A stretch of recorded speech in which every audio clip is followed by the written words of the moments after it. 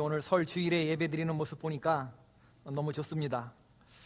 여자라고 생각되시는 분들은 한복 입고 오라고 그랬는데 오늘 목사의 말을 잘 듣고 그대로 순종하신 여러분들, 오늘 예배 큰 은혜가 함께 하시길 주의 이름으로 축원합니다.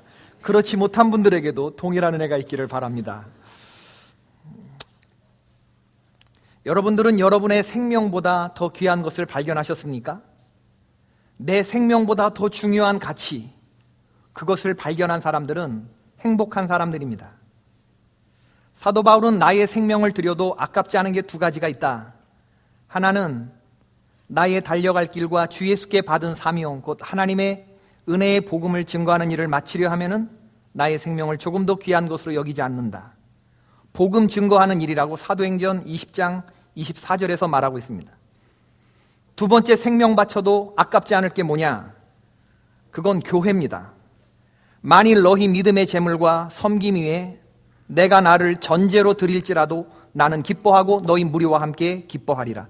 빌립보서 2장 17절. 빌립보서 2장을 보면 사도 바울이 빌립보 교회 성도들에게 뭐라고 말하냐면, 전제, 관제, 제사를 드릴 때 재물 위에다가 이렇게 술을 붓잖아요. 맨 마지막의 행위입니다.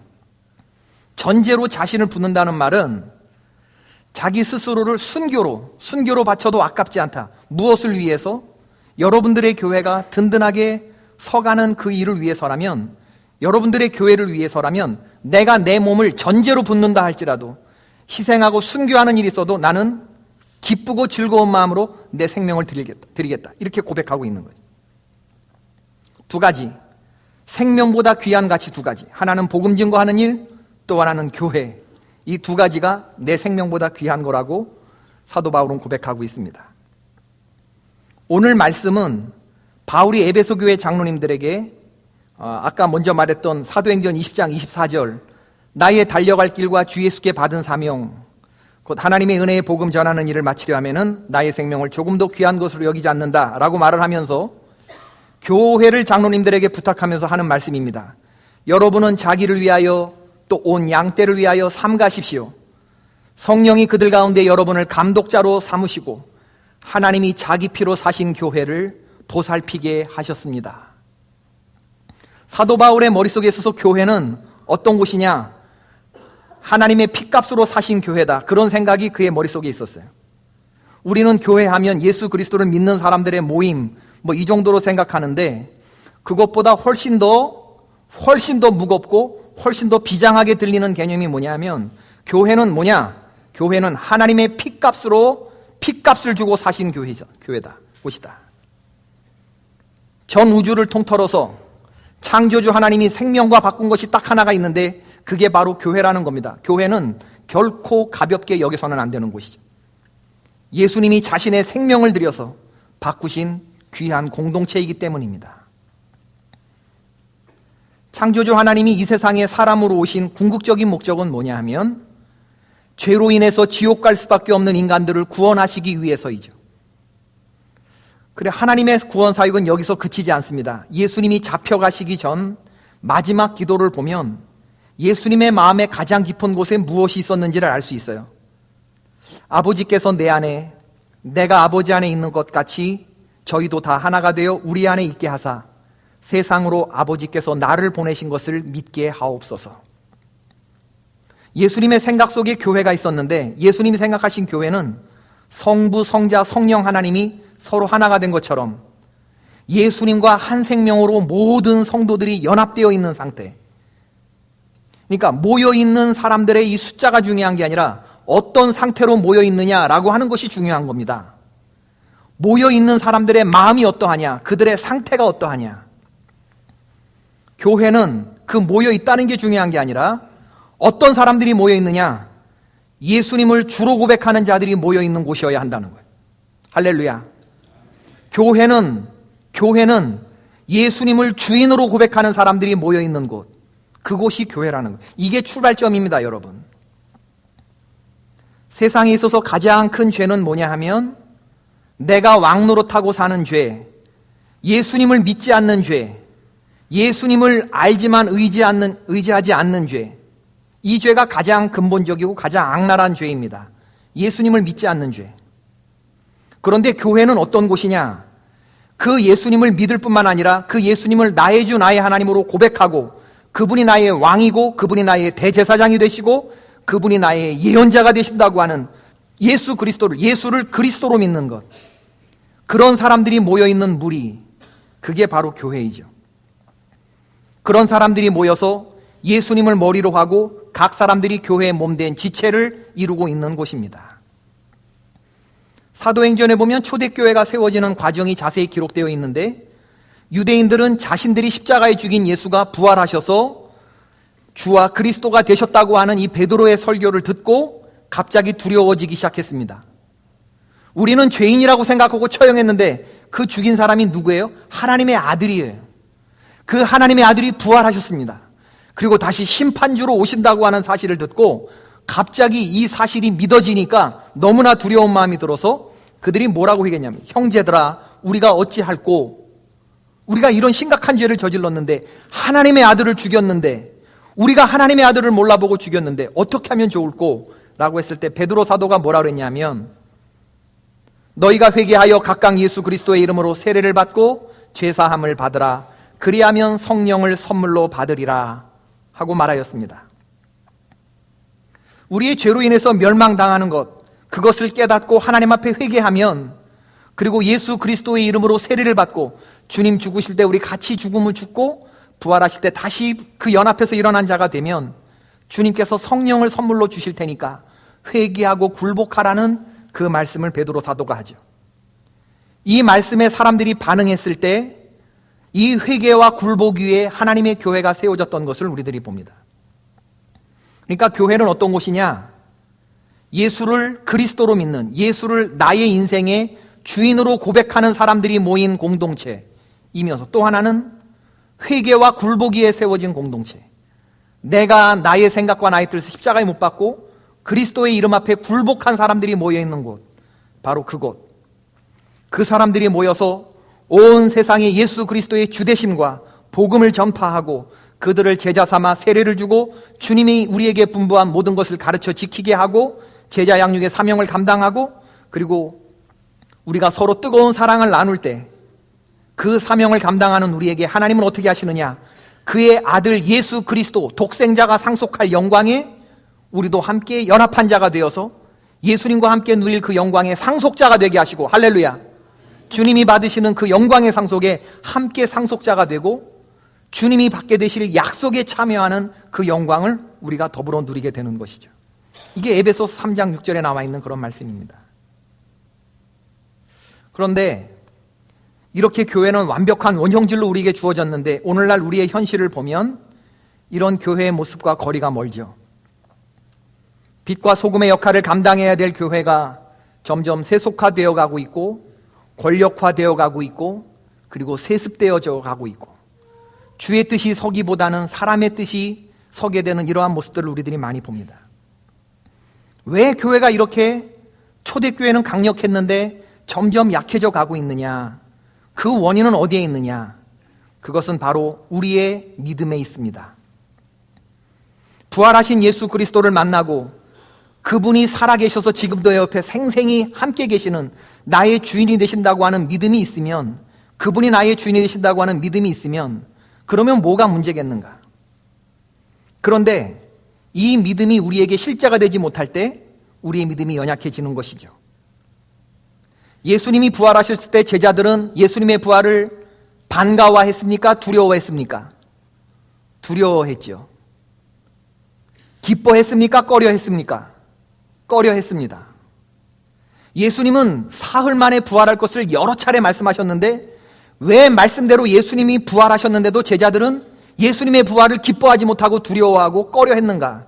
그것은 예수님의 부활이 무엇을 보게 하느냐 하면 우리의 죄를 보게 했기 때문에 그렇습니다. 예수님의 살아나셨다고 하는 것이 너무나 불편한 거예요. 왜? 예수님 살아생전에 내가 했던 장담이 있거든요. 죽을지언정 당신을 부인하지 않겠다고 했던 베드로, 의리를 지키지 못하고 다 도망한 것을 보게 하셨고 주대심으로 살아가시겠다고 해놓고서 실상 사는 모습을 보면 나대심으로 살아갔던 이런 모습이 부활의 주님이 나타나셨을 때 너무나 불편한 거예요.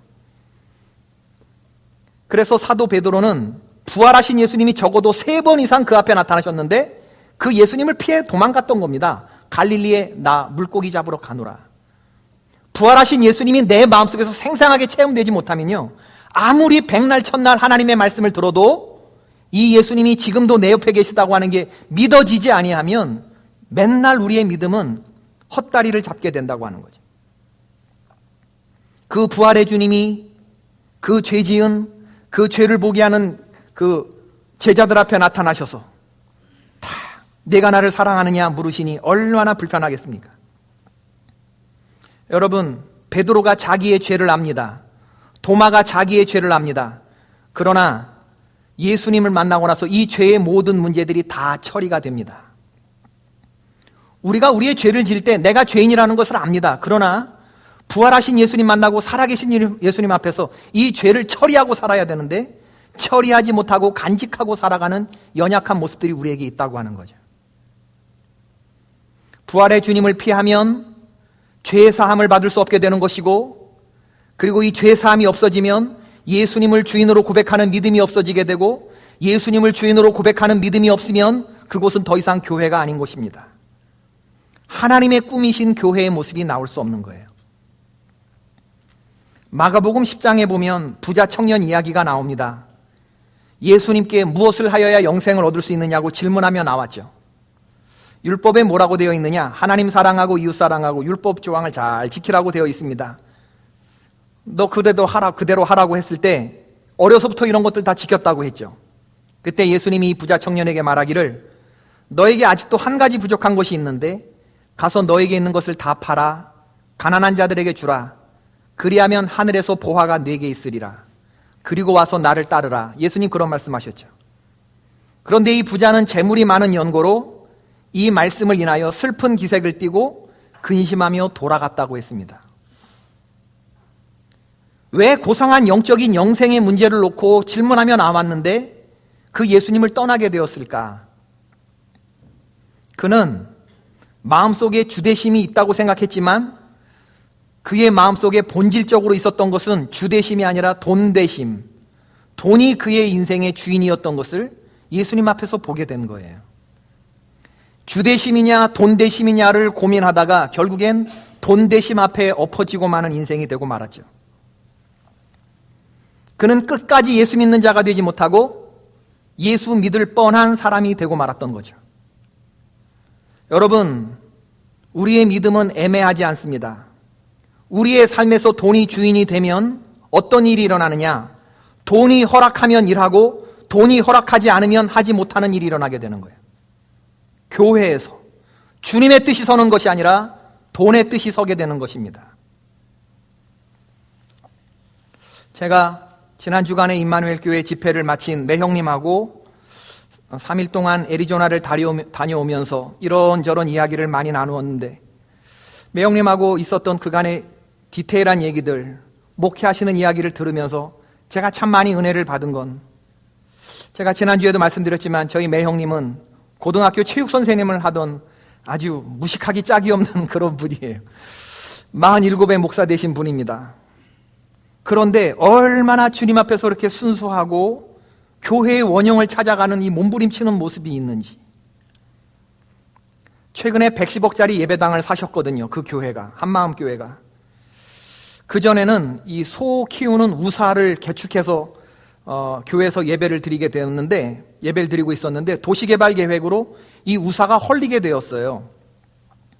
그래서 교회를 새로 지을 생각을 하고 부랴부랴 성전 건축팀을 조직하고 최대한 빨리 조리식 건물이라도 지을 생각을 하고 있었는데, 그때만이라도 이 성도들이 한 500~600명 되는 성도들이 예배를 드릴 예배당을 찾았어야 됐잖아요. 그래서 크고 멋지게 잘 시가 110억짜리 지은 예배당이 있는, 그 예배당에 구예배당이 있는 그 구예배당을 빌리려고 이 교회를 지은 목사님을 만난 겁니다.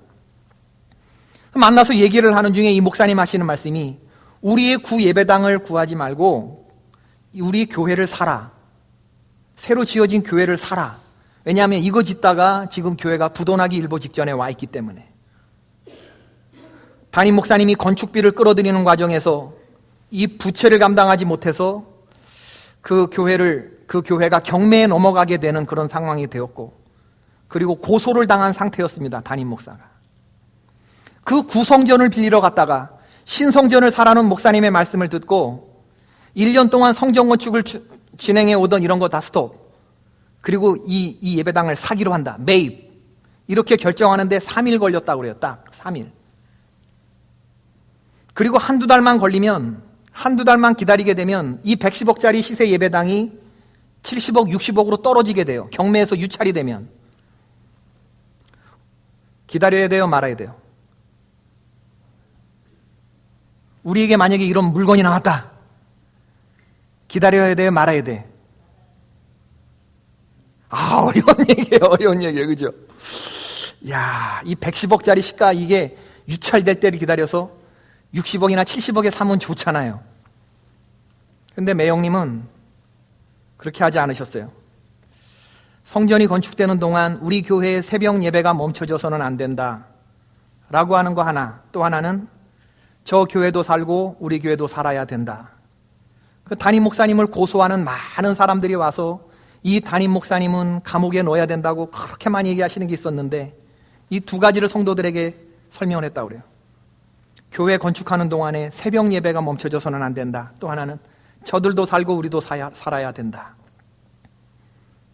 그러고 나서 그 교회를 110억을 주고 삽니다. 그리고 성도들에게, 여러분 우리가 교회를 이제 사야 되는데 여러분 우리 교회에 돈을 빌려주십시오. 필요하시면 1,000만 원도 좋고 2,000만 원도 좋고 1억도 좋습니다. 그리고 여러분이 이걸 빌려주시면 교회가 이자를 감당해 드리겠습니다. 그리고 여러분이 이것이 필요하다 그러면 한 달 전에만 말씀해 주시면 여러분이 교회 헌금하신 거 그대로 돌려드리겠습니다. 그렇게 호소하면서 이 일을 추진했다고 그래요. 제가 이걸 이렇게 들으면서, 매형님께 들으면서, 야, 이게 정말 대단하다. 저 같으면 쫓겨났을 텐데. 뭐하러 그럼 110억을 쳐주고 사. 이렇게 할 것 같으면 그냥 좀 기다리면 그 경매에 유찰되기를 기다리는 다른 교회들이 많이 있는데 왜 110억에 사겠다고 계약을 해놓고 성도들에게 와서 집을 저당 잡히라는 헌금을 요청을 하나. 그런데 이 무식한 목사님보다 더 무식한 성도들은 한마음이 됐다는 데 문제가 있네요. 한마음. 그래서 교회에 헌금을 했다는 거예요. 여러분, 그 새벽 예배가 얼마짜리 새벽 예배일까요? 그렇게 새로 얻은 예배당에서 새벽 예배를 드리는 그 성도들, 자기의 집을 저당 잡히고 교회의 건축을 위해서, 매입을 위해서 그렇게 헌금한 성도들이 그 새벽 예배에 그 자기의 자리에 앉으면서 얼마나 벅찬 기도를 드려요. 하나님은 지금 나에게 30억짜리 기도를 들으신다. 제가 매형님에게 우리 교회가 성전 이전을 하려고 하는 그런 교회들 가서 기도해달라고, 가시기 전에 기도해달라고 그렇게 하고 간절한 마음으로 기도를 해주시더라고요. 밤 10시 반쯤 됐는데 고등학교 체육교사 출신이잖아요. 투박함으로 기도하는데 난 폴리스 오는 줄 알았어요. 얼마나 쩌렁쩌렁 소리를 지르면서 기도를 하는지. 하나님, 부족한 종이 이곳에 섰습니다. 우리 한마음교회 우사 예배당에 내려주셨던 은혜 선한샘 교회에 갑절로 내려 주시옵소서. 밤 10시 반에 그 교회 마당에서 이상영 목사가 이곳에서 부활의 복음을 힘있게 증거하게 하시고 모든 성도들이 하나님이 꿈꾸시는 그 교회를 세울 수 있도록 역사하여 주시옵소서. 딱 요렇게 기도를 하는 거예요. 내가 도저히 흉내내서 주시옵소서. 기도를 들으면서 제가 마음속에 감동이 되더라고요. 교회 개척 당시에 우리 교회의 홈페이지 보시면 알지만 바로 그 교회, 바로 그 성전, 초대교회에 그런 역사가 일어나고 그런 성도들, 교회의 원형을 간직한 그 교회를 세우리라 성령이 함께해 주시옵소서 하는 그 기도 동일하게 이제 우리 개척 5주년 맞이하면서 성전 이전을 앞두고 있는데 하나님이 다시 그 하나님이 꿈꾸셨던 그 교회를 꿈꾸게 하시는가, 그런 생각이 드는 거예요. 그러면서 성전 이전이 문제가 아니라 우리가 먼저 더 큰 믿음의 사람으로 준비되는 것이 우선이겠구나, 그런 생각이 들었습니다. 성령님은 어제나 오늘이나 동일하게 교회 위에 역사하시는데 문제는 나죠. 나 자신입니다. 내가 과연 예수님을 믿는 사람인가? 내가 교회의 구성원이라고 말할 수 있는가? 주님은 지금도 내 안에 살아계셔서 옆에서 생생히 역사하신다고 나는 믿는가? 예수님이 과연 내 삶의 몇 %나 주인이 되시는가? 내 시간, 내 물질, 내 능력, 내 생명까지도 모두 당신의 것이라고 하는 이런 고백을 내가 드릴 수 있는가? 날마다 마음을 같이하여 성전에 모이기를 힘쓰고 집에서 떡을 떼며 기쁨과 순전한 마음으로 음식을 먹고 하나님을 찬미하는 백성들이 되기를 나는 진심으로 원하는가? 그런 경험을 나는 이 선한 샘교회 공동체에서 이루기를 원하는가? 나는 이 교회에 헌신되어 있는가? 이 교회가 나의 생명보다 더 귀한 것이라고 고백할 수 있는가? 이런 질문 앞에 우리는 이제 한번 서야 돼요. 요즘 생명의 삶 요한복음을 묵상하면서 많이 은혜를 받는데 예수님이 여러 표적을 보여주시잖아요. 우리에게 한 걸음씩 다가오고 계시잖아요. 요한복음 5장에 베데스다 병자를 고쳐주시면서 안식일에 고쳐주시고 오병이어 기적을 보여주시면서 또 한 걸음 우리에게 다가오시고 실로암 맹인을 나면서부터 맹인되었던 사람을 또 안식일에 고쳐주시고 초막절에 예루살렘 성전에서 그 예수님을 죽이려고 하는 사람들 많은 데서 누구든지 목마르거든 내게로 오라고 서서 외치셨던 예수님, 수전절에 예루살렘 성전에서 나와 하나님은 하나라고 그렇게 외치시면서 자살행위를 하시는 그 예수님, 신성 모독이라고 생각되는 그 유대인들과 그 이스라엘 나라에서 하나님의 아들이 그 유대인에 갇혀서 왔는데 자신의 생명을 중요하게 생각하지 않으시고 한 걸음씩 한 걸음씩 십자가 길로 지금 나에게 다가오고 계시는데, 생명을 거시면서 나에게 다가오고 계시는데 왜 나는 그 예수님 앞에 한 걸음씩 나아가지 못하는가? 예수 믿는다는 말은 일요일 날 교회 나간다는 말이 아닙니다. 예수님을 믿는다는 말은 예수를 내 주인으로 삼고 그분을 머리 삼고 그분의 몸된 교회에 내가 한 지체가 되었다고 하는 것을 고백하는 것입니다. 이게 출발점이에요. 이게 믿음이 많이 성숙한 사람들이 도달하는 어떤 지점이 아니라 바로 내 인생의 주인은 주님이십니다 라고 하는 고백이 이게 스타트야. 여기가 스타트 포인트라는 거죠. 이게 안 되면요, 우리는 흉내내다가 끝나는 그런 교회가 되고 말죠. 어제 속장님들하고 이런저런 말씀을 나누면서 이런 질문을 드려봤어요. 여러분은 예수 그리스도가 주인 되셨냐? 머리 대신 예수 그리스도를 중심으로 우리가 지체되었다고 하는데 과연 주님이 여러분을 어떤 지체로 여기실 것 같으냐? 그랬더니 조금 조용해지더라고. 지체된 사명을 잘 감당하지 못하는 자기들의 모습을 보는지, 그러면서 그런 말씀 하시더라고. 50견이 걸린 어깨가 아닐까요?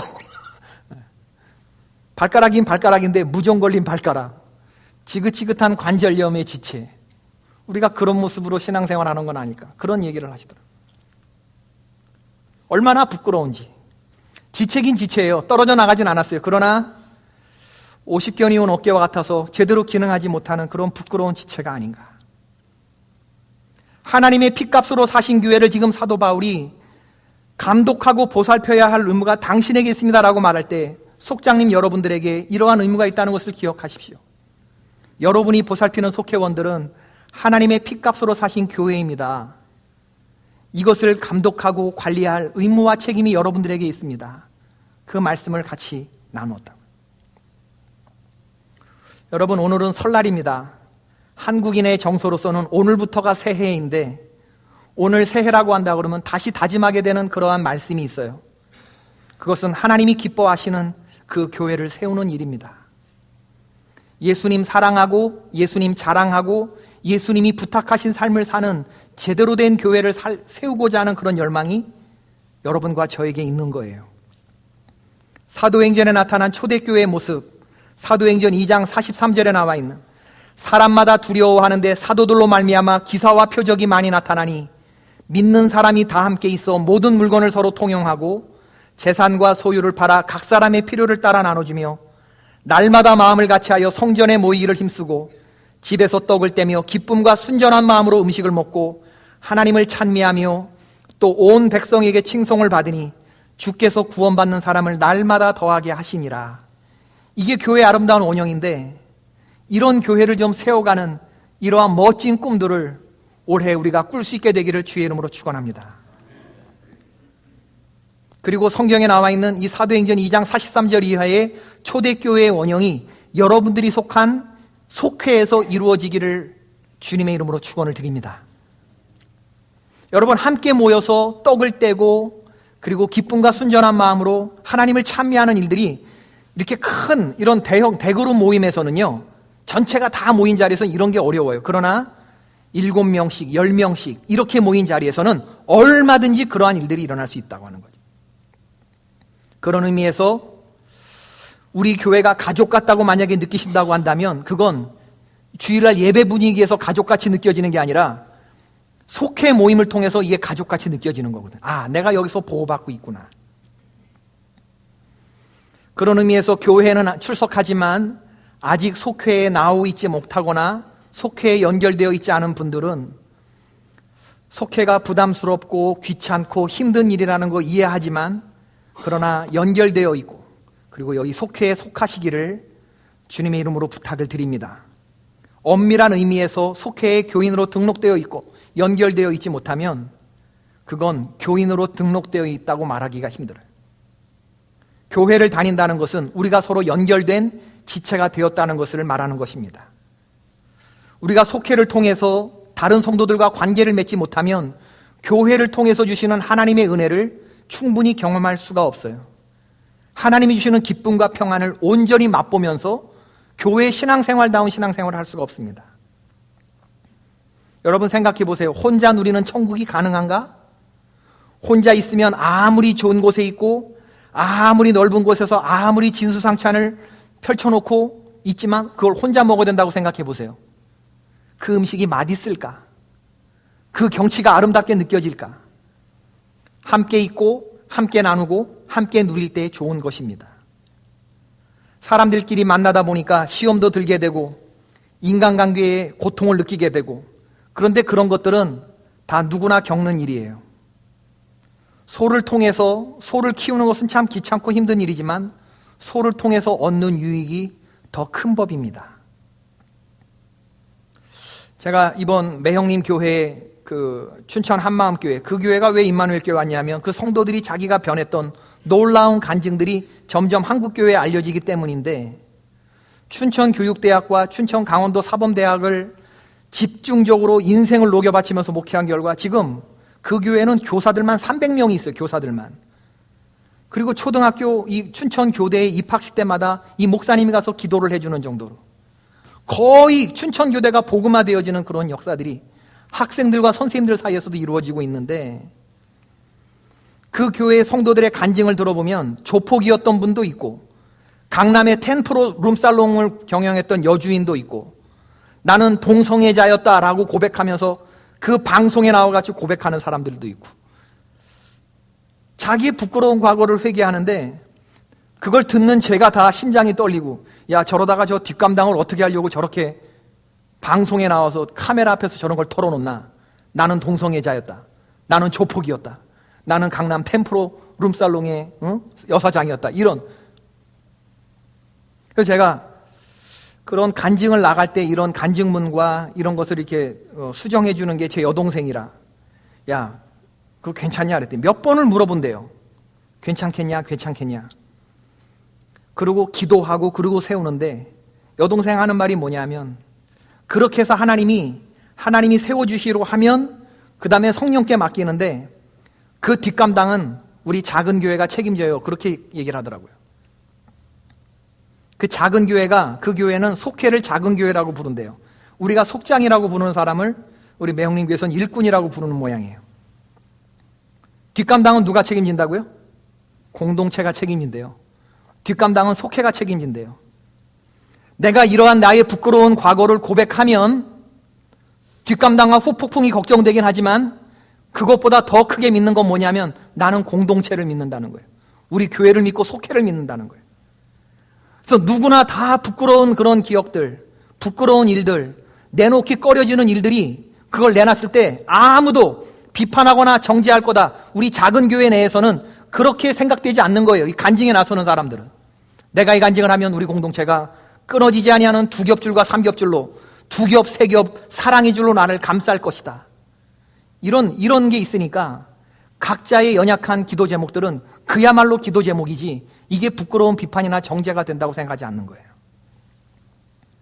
그러면서 속회 식구들끼리 지극히 작은 자에게 한 것이 나에게 한 것이라고 하는 마태복음 25장 40절 주님의 말씀에 그 지극히 작은 자라는 것이 작은 교회 안에 있는 지체, 내가 같이 한 가족이 되어서 함께 묵는, 같이 먹고 마시는 내 속회 식구들, 여기서부터 사랑의 실천이 시작된다는 거예요.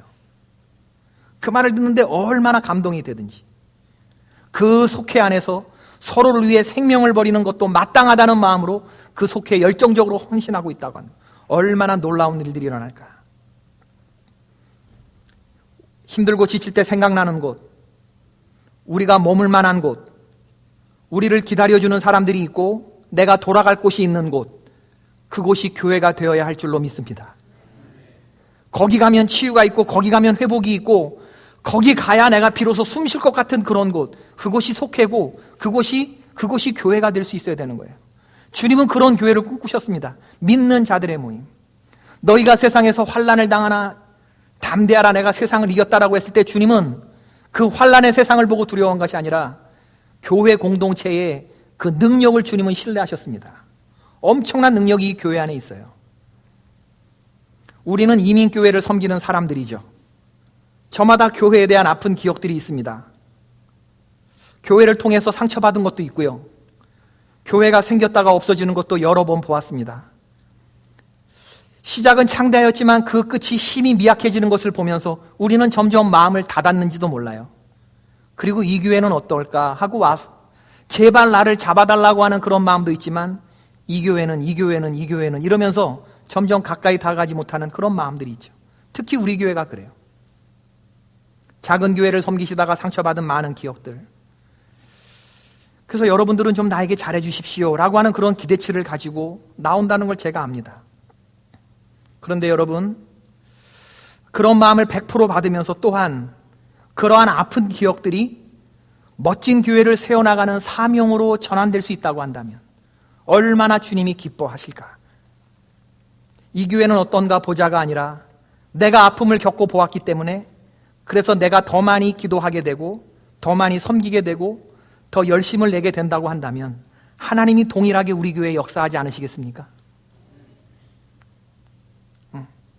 지금까지 내 인생에서 상처만 받고 신앙생활을 했다고 한다면 이제는 주님의 핏값으로 사신 이 선한샘교회 공동체에서 내 인생에 다시 없을 한번 헌신을 보여보는 거예요.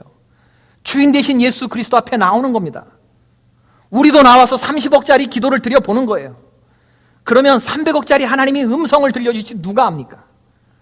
아니면 돈으로 해결할 수 없는 우리 인생의 많은 문제들 하나님 들어주실지 누가 알겠어요? 그리고 실상 하나님은 그런 응답을 주시고, 내가 주인 되는 것이 아니고 돈이 주인 되는 것이 아니고 주님이 온전히 주인 되시는 그 교회, 그것을 믿음으로 고백하면서 올 한 해 멋진 이 교회 공동체를 이루어 간다고 그러면 여러분의 모든 기도 제목들이 하나님 들으시고 응답하는 그래서 놀라운 일들이 우리에게 경험되어질 줄로 믿습니다.